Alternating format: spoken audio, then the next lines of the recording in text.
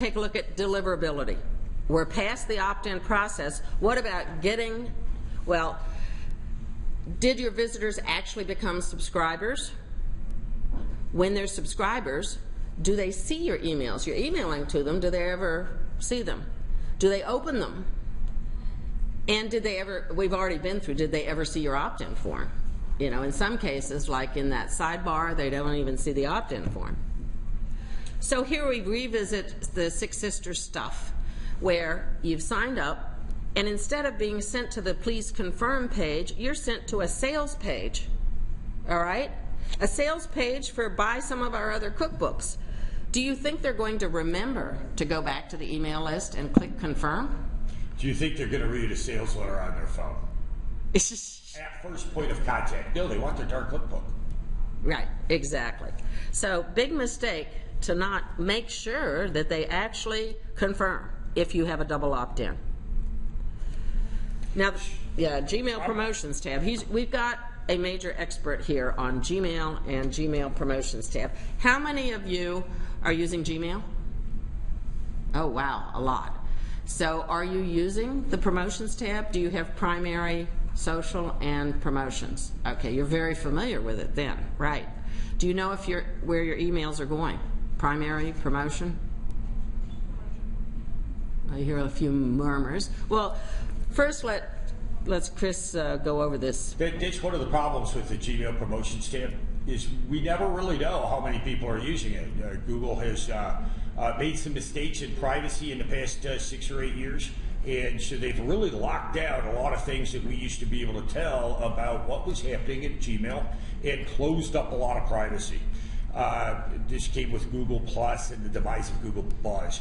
Google's out to make sure that they do not blow their happy little users' minds by letting us marketers know what is really happening. And the Gmail promotions tab is a good example of this. You can't really tell. I cannot figure out, even with all of our analytics, our machines, our servers, some of the smartest people I've ever met working for us, we cannot figure out any way to tell except through testing. And we have tested solutions to getting out of the Gmail promotions tab. One of my students received 200 unsubscribes from Gmail in one day. And that was because nobody had been seeing his emails for a very long time. They were buried in the promotions tab. We got him out of the promotions tab, and he was extremely excited to get 200 unsubscribes because his click-through rate also doubled to 43%. Click-through rates at 43% are unheard of. That's money in the bank right there. So we're going to talk about ways to stay out of the Gmail promotions tab. Yeah, and first I want to go over an example. I went over the Six Sisters with all that double opt-in, where I'm having to go to the website and back to the email, and the website and the email. And what happened is I opted in, and I get an email that says, please confirm. Click here to confirm. And it went to the primary tab. And then my yes, you're confirmed went to the primary tab. And then you should have gotten an email with a download link. That went to the primary tab. Well, that's number 4. Yeah, and I'm going, okay, great, now where's my cookbook? And I go do some more work and I check, and there's no cookbook. There's no cookbook. And I'm like, you know, half hour went by, and I'm like, I want my cookbook. What's wrong with them? You know, they sent me the other emails, and finally I thought, maybe I should check the promotions tab, and guess what? There was my cookbook. So all their emails are going to the primary except the cookbook. Now I'm going to show you the subject line of the cookbook, of that email with the cookbook download link in it. You should instantly spot the most obvious reason why it went to the promotions tab. I want you to raise your hand. I want an answer. You see this? Can you read it? The subject line. What's the big obvious? Free. Free. So what are a few other things? I mean, you guys are sharp. You can see, like, stupid. Don't say your free cookbook. Say the cookbook that you asked for. There's about 10 things that you can do to stay out of the Gmail promotions tab. Again, 50% of the reason why your email's in spam, promotions, or the primary tab lays on you. The other 50% is handled by your email delivery service, your autoresponder. And why is Gmail important? Because over the course of managing millions of emails sent a week for over the past year, I can tell you that on average, a list is 40 to 60% Gmail addresses. This is the 300-pound gorilla. This is very important. So it's not just your subject line, because I've seen this email. It did about 10 other things wrong.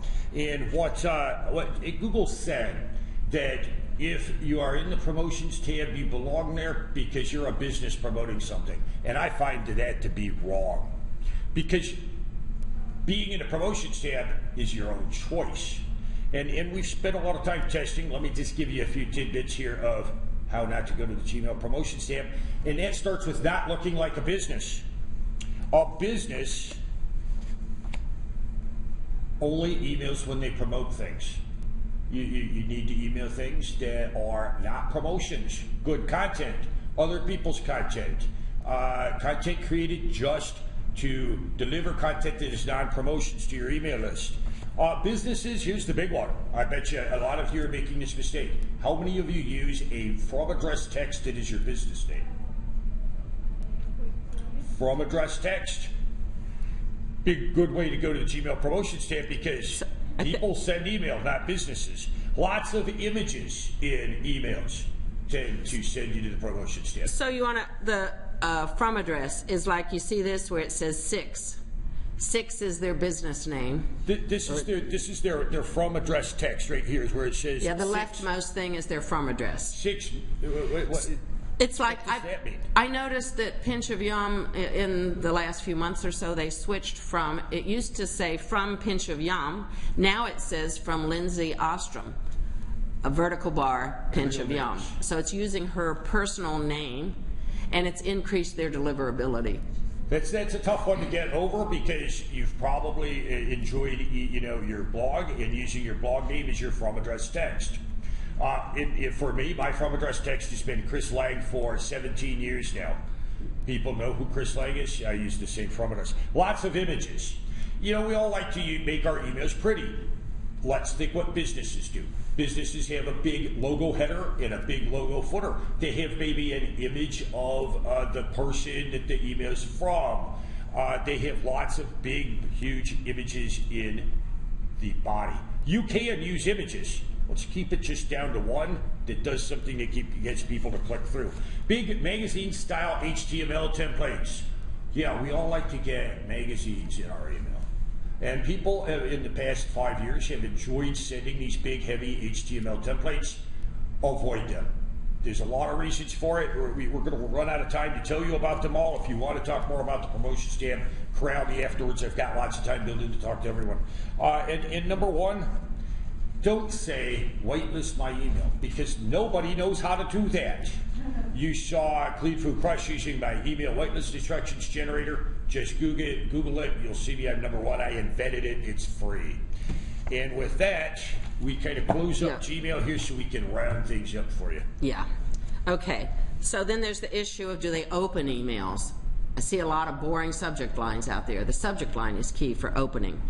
And there's resources that I'll be uploading later on, some examples of subject lines that work. Here's examples. They're the conversational or, inviting. Happy Thanksgiving. If I had to start all over again, that's like telling a story. People get pulled into a story. Bad news and good news. Again, that's curiosity here. So let's move on. Okay, we've brought up the issue of mobile. Really important. 60, 70% or more by now are viewing your site on mobile. So make sure they see what you want. And more engagement on mobile. I'll show real quickly. How many of you have an iPhone? How many of you have an iPhone 5? Here's big news. 60% of your people reading your email on their phone have an iPhone 5. It's this big. The screen is 355 pixels wide. Go look at your emails on that phone. Okay, so now we're looking at the body of your emails. This is just a few key points that you should think about when you plan out what should each of your emails look like. Ideally, what you want is your emails should send your visitors, your readers, back to your website. Your email list, it can be a vital part of boosting traffic to your site. So to do this, let's assume you're doing recipes. Rather than publish the entire recipe in the email, publish part of the recipe. And you might consider, Chris told me about this one, just publish through the ingredients, because then they can use that email as a shopping list. Okay, they can access it in the grocery store easily. And then to see the instructions, they have to read more and go back to the site. Another thing that's can be very, very effective is including at the bottom of the email links to related recipes, or it could be links to our most popular recipes. What that does is it trains your readers to open the email, because even if this recipe doesn't sound that appealing to you, there are similar recipes they might like. So they're discovering, well, there's more than just the one recipe in it to grab you that you might want to actually cook. Remember that an email does not have to be these great long marketing emails that are written by professionals. Yeah. An email can be no more than a tweet. I've got great stuff here. I just wrote this recipe. It's brand new in the link. It's a little more preparation it takes to send an email a lot of times, and it's a lot of what people only want. An alert and a link where to find it. Okay, so how many of you, well, nearly all the email service providers like MailChimp, Aweber, GetResponse, they have a feature to auto-post to social media, so that when you send your email to your list, the same email is also getting posted on Facebook and Twitter. How many of you use that? I see, so very few of you are using it. Okay, I was going to tell you, don't use it. You're ahead of me, you're already not using it. I used it for years because I didn't know any better. And then just a few years ago, I discovered that by doing that, what I was doing is I used GetResponse. I was sending people from my social media to GetResponse, because when it auto-posted my email, it would post a link to that email on GetResponse, not back to my website. So never put social media buttons in your email, send them back to your site, and do the auto-posting from your website. It's fine, there's great WordPress plugins where when you post a recipe or whatever, it automatically posts to Twitter and Facebook. Those are fine, because they will link back to your website. And I actually have a shot of this where I took screenshots and I verified there was the link back to an archive page with that newsletter in it in GetResponse. Never do that again. So we've got yeah. What about a forward button? Oh, forward to someone else? Yeah. Most people know how to do that. It's so. Yeah, most It's people like- scrap the forward to a friend link in emails because I think people are very skilled with using their phones these days. People might not still be very skilled at using their computer. Everybody knows how to use their phone very well. Yeah, so let's cover, very basic ways to, you can make money within your email list. You can drive people back to your site where you've got sales. You can promote affiliate products. Ideally, you're driving people to a place on your site, where you've got products for sale. You have your own products. A number of food bloggers are making quite a bit with their own products. I've sold direct advertising to local vendors for years and years. They pay me to promote to my email list. Some people will pay you for a specific post. A lot of food brands are interested in that. And as I mentioned before, I've done email services where I'm running email for a food brand. That's getting like, do you really want to be in that business? You can get money. You can make some reasonable money that way. Now, there's another model. We've already made a point of send people back to your site. And you also need to watch out for people, if you send to your list for free for a long, long time and you're giving them free stuff, they may expect free. You've got to wean them into expecting to pay something. You might think about this early. One thing that I've done, I'm involved in some fundraising activities. You might consider when you start having people pay, buy this $5 downloadable cookbook and $2 goes to this charity. You know, that's a way to wean them into expecting to pay something. Now, there's another model that I've seen some sites, including Clean Food Crush, making quite a bit of money off of. And this is where the email itself is delivering the major product, and a product takes place over time. For instance, I've got two examples like that. One is Simple Green Smoothies, and one is Clean Food Crush. Simple Green Smoothies delivers a 21-day cleanse for $75. So when you opt in and pay the $75, every day you get an email with the next day's cleanse. So the product itself is delivered via email. It may be both on the website and email. And then for Clean Food Crush, you pay $97 and you get a 30-day eating challenge. It's got menu plans, tracking, an online community, very easy to set up in Facebook. But when you're done with that 30 days, your visitor's done, and you can sell them something else. You can also, this type of way of making money can be done again and again, where you're launching the exact same thing every so often. Like Simple Green Smoothies, I think they do this 21-day cleanse every 3 months. So they do it 4 times a year, and they do a launch. Is everybody tracking with me? It's a very profitable model, and it particularly lends itself to diets, cleanses, you know, some special food plan of some sort. Going gluten-free for, you know, try it for, like I've seen some of the paleo recipes or references, they say, don't know if it's for you, try it for 30 days.